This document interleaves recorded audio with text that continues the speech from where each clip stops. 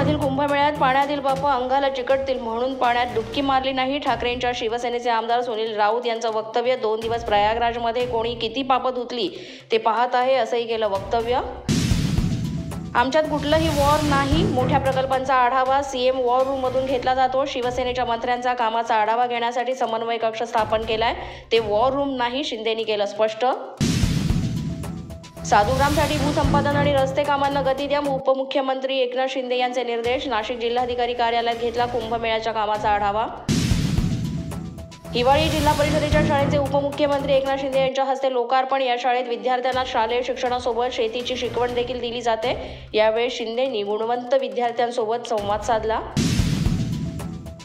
उपमुख्यमंत्री एकनाथ शिंदे यांच्या सुरक्षेचा प्रश्न ऐरणीवर. नाशिकमध्ये शिंदे यांच्या आगमनावेळी अनधिकृत ड्रोन उडवणाऱ्यांना पोलिसांनी घेतलं ताब्यात. राजन साळवी गेले म्हणजे कोकण गेला असा अर्थ होत नाही. कोकणात नव्या दमाच्या तरुणांची फळी उभी करण्याची गरज. भास्कर जाधव यांचं वक्तव्य. रायगडच्या पालकमंत्रीपदासाठी मंत्री भरत गोगावले यांचे तुळजाभवानी चरणी साकडं. मंत्रिपदाचा तिढा 2 दिवसात सुटेल, भरत गोगावले यांनी केला विश्वास व्यक्त. धाराशिव जिल्ह्यातील ऑपरेशन टायगरची जबाबदारी पालकमंत्री प्रताप सरनाईकांवर. भरत गोगावले ऑपरेशन टायगरवर प्रतिक्रिया.